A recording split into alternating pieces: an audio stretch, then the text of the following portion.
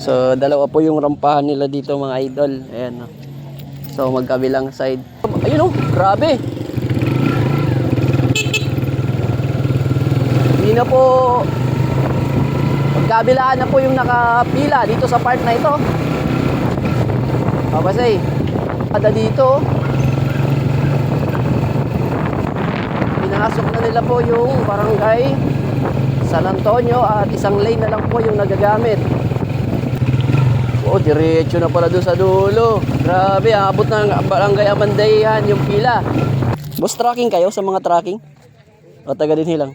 Tracking? Sa tracking? Kakano pa ka nga di? Tagal na nung ano ba?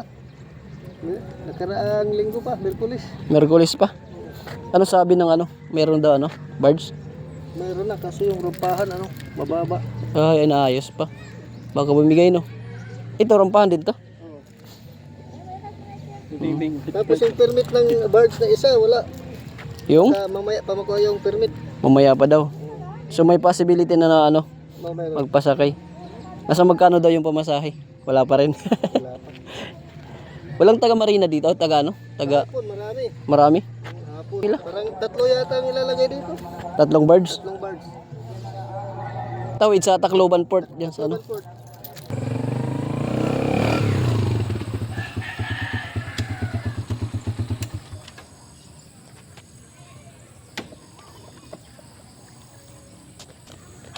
Good morning mga idol. Ayan, so dito po tayo ngayon sa Barangay Amandayihan dito po sa Basay para sagutin po yung mga katanungan sa tungkol sa alternative ruta ng mga sasakyan na higit 3 tons pataas kasi yun nga, hindi tayo pinapadaan sa San Juanico Bridge. Dahil sa hindi na po nakakadaan yung mga above 3 tons do sa San Juanico Bridge ay nagbabaka sakali sila na dito po sa Barangay Amandayihan sa Basay Samar ay makatawid po sila gamit po ang Roro. So napapansin nyo ay nandito na po sila sa mga gilid po ng highway sa malapit po sa Barangay Amandayihan at nakapag-cause na rin po sila dito ng traffic kasi magkabilaan na po, both sides na po mga idol ay nandito na po sila, nakaparada na po. So sa mga motorista o sa mga biyahero na dadaan dito sa part na to ay kunting-kunting ingat kasi baka mamaya ay may tumawid o may lumabas, mabulaga kayo kasi magkabila ang side. Kita nyo naman yung mga nakaparada dito.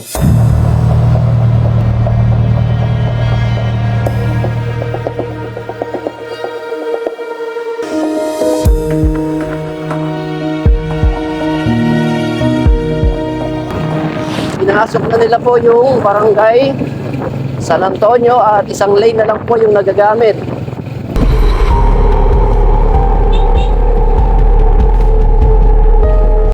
Sana nagpapasakay na po yung shipping para naman makatawid.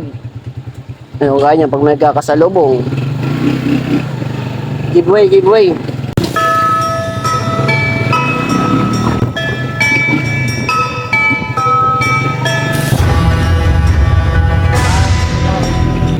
Oh, diretso na pala doon sa dulo. Grabe, abot ng barangay Amandayan yung pila. Po doon sa crossing po ng highway sa Maharlika Highway, abutin po tayo dito ng nasa 30 minutes na biyahe. Pero dahil nga po sa napakarami pong mga sasakyan na nakapila sa gilid po ng kalsada, ay nagiging one way na lang po yung biyahe papunta rito, no? So nakaka-cause po ito ng traffic dahil nga po sa mga malalaking trucking, sa mga malalaking truck na nakaparada dito. Pero nyo 2 years, no, tignan nyo yung kalsada sa ngayon, no? Tapos after 2 years babalikan natin to. O after mga ilang buwan tignan natin kung ano yung pagbabago ng kalsada. So kaya magtatanong tayo kung nagpapasakay na nga ba. Nagbiyahe na ya? Paray pa? Baka mamaya pa. Baka mamaya pa. Papel lang yung problema. Para ikaw ko ipat Marina. Ang po sa likod ito. Batay sa mga nakausap natin dito, ay kulang daw po ng papeles na lang galing from Marina. Kaya hindi pa po binibigyan ng go signal ng barangay. Makikita nyo, ito po yung pantalan na kung saan may dalawa pong daungan. Sa kabilang side, tas dito. So, dalawang barge pwede rito. So, meron na daw. Permit na lang daw po ng Marina yung kulang. Kung mapapansin nyo yung kulay ng dagat ay halata na ito po ay malalim na bahagi kasi kulay blue. Boss, tracking kayo sa mga tracking? O taga din lang? Tracking? Sa tracking? Kagano pa ka di? Tagal na, ano ba? Nakaraang linggo pa, Merkulis pa. Ano sabi ng ano? Meron daw ano? Birds? Mayroon na kasi yung rumpahan, mababa. Ay, naayos pa. Baka bumigay no? Ito, rampahan din to. Tapos yung permit ng birds na isa, wala. Yung? Mamaya pa makuha yung permit. Mamaya pa daw. So may possibility na ano? Mayroon. Magpasakay. Nasa magkano daw yung pamasahe? Wala pa rin. Wala pa. Walang taga Marina dito? Taga ano? Taga Hapon, marami. Marami? Hapon. May isa nga ditong shipping na pumunta rin. May, siguro yun? Hindi Santa Clara? Hindi iba. Iba? Grabe yung ano, hanggang siko na. Hanggang sa kalsada na yung pila. Parang 3 yata ang ilalagay dito. 3 birds. 3 birds. Tawid sa Tacloban Port. Yan sa ano? Port. Mga 3,000 sigurong bayad sa malalaki. Ayon sa pagkakasabi ni Kuya, ay inaantay na lang daw po yung permit galing Marina. At saka may napansin para pong konting issue dito. Dahil nga po mababa po yung bahagi ng pantalan. Kaya yun din po yung isang siguro ang nagiging hadlang para maibigay po yung permit galing ng Marina. Naman namin dito, doon nila kami ang kasipuhan. Namingwit na lang kayo, namingwit. May huli na ya? Wala.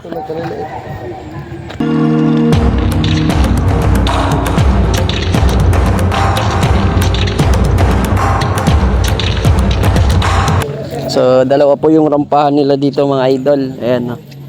So, magkabilang side. Kaya hindi pa daw sila nabibigyan ng permit kasi yung side dito masyado mababa. Kung mapapansin natin may crack oh. Silipin natin sa kabila. Bakit daw? Di pa ba ano? Di pa daw pwede? Saka mas mataas yung rampahan. Yung rampahan. Yung may barko na yung tawag doon.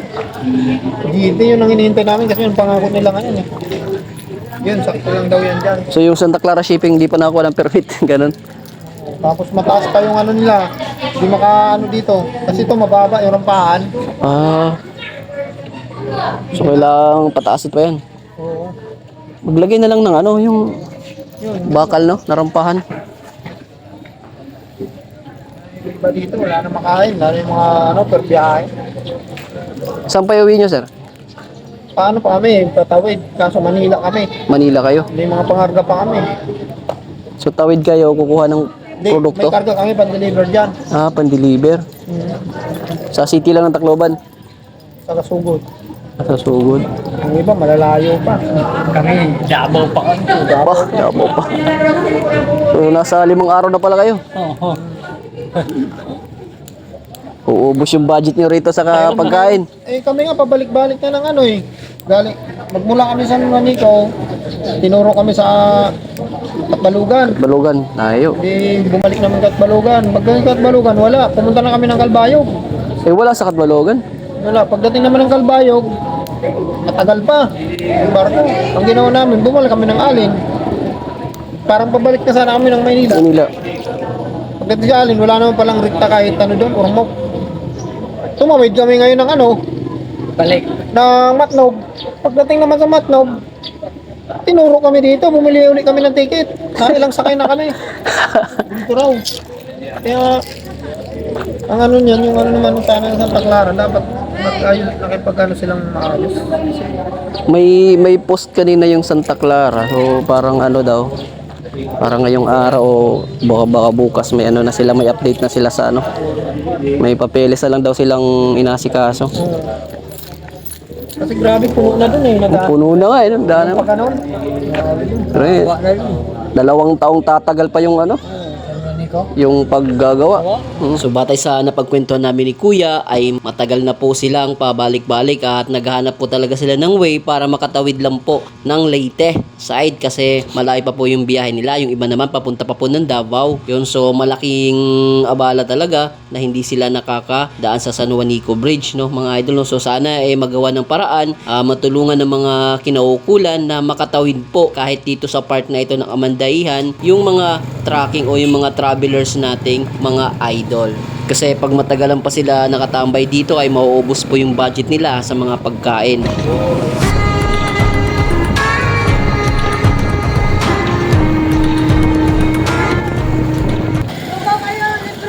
Libreng lugaw.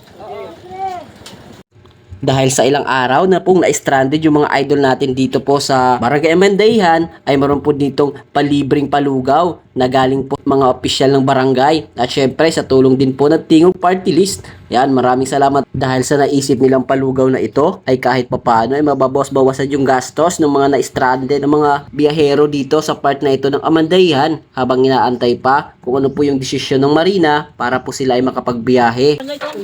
Barangay Council. At saka Tingog. Tingog ito nagbigay ng budget. So maraming salamat po sa Tingog para po sa libreng pa libreng palugaw. Tsaka sa mga barangay officials ng Barangay Amandayihan. Ayan o. Yeah, may mga libreng palugaw para sa mga na-stranded.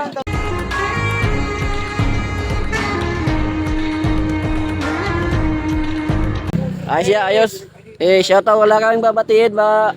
Shoutout sa mga kasama namin dyan sa Marilao, Taipel. Taipel. Ay, stranded sila rito. Mga one month pa kami dito. 1 month pa sila kakain ng lugaw.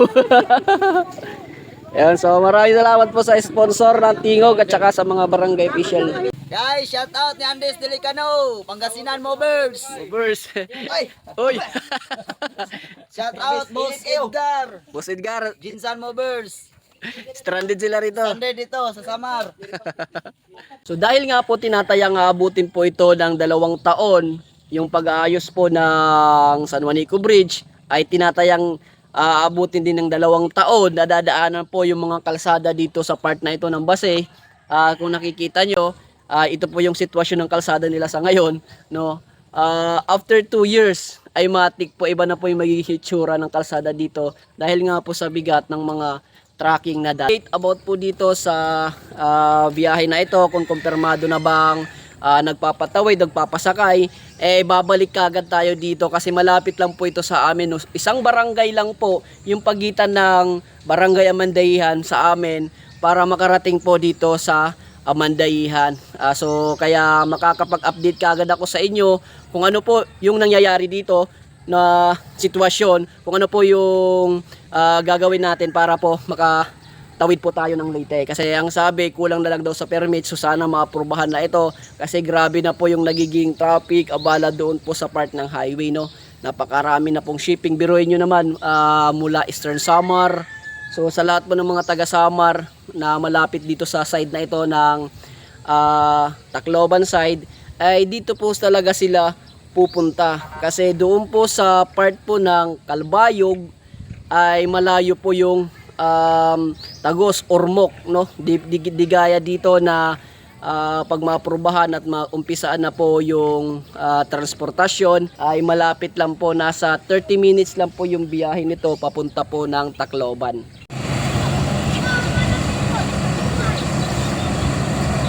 So yun yung ulit ko mga idol, inukonfirma ko na wala pa pong biyahe sa ngayon, no? So sana bukas o sa susunod na mga araw ay magkaroon na po ito ng biyahe, no? Yung meron lang po dito ngayon ay yung pong motorboat bangka na naging alternatibo kung tayo ay pupunta po ng Tacloban City. Ito po yung mga bangkang makikita natin. Ayun, motorboat bangka, yung mga pang-passenger na bangka. So ngayon naman, sa susunod nating video, mga idol, ay pupuntahan naman natin yung sitwasyon sa Barangay San Antonio, which is yung po yung barangay namin, tapos San Antonio, tapos Amandayihan. Yung gitnang part na kung saan po nagsisisakayan po yung mga passenger na papunta po ng Tacloban. Titingnan natin kung ano po yung sitwasyon dito, kung saan po yung daan, kung may mga one way na po silang ginawa, no? Alamin natin yan sa Barangay San Antonio. Doon po sa mga motorboat bangka, kasi maraming pong motorboat bangka na passenger yung Barangay San Antonio na kung saan ito ay matagal na pong nag-ooperasyon. So sa ngayon, dahil nga po sa nangyaring sitwasyon na ito sa San Juanico, ay titignan natin kung gaano karami mga pasaheros dito. Kasi biruin nyo, Marabot, Eastern Samar na gusto pong tumawid kaagad, mabilis sila makakatawid dito po sa mga motorboat bangka na ito. Kaya pupuntahan natin. Okay, so abang-abang mga idols, mag-update po ako sa about po sa mga alternative na ruta papunta po ng Tacloban. So sa ngayon, ay bibiyahe muna tayo ng Tacloban City gamit po yung motor bangka na sinasabi ko dahil nga po may bibiliin po tayong parts at mga paninda.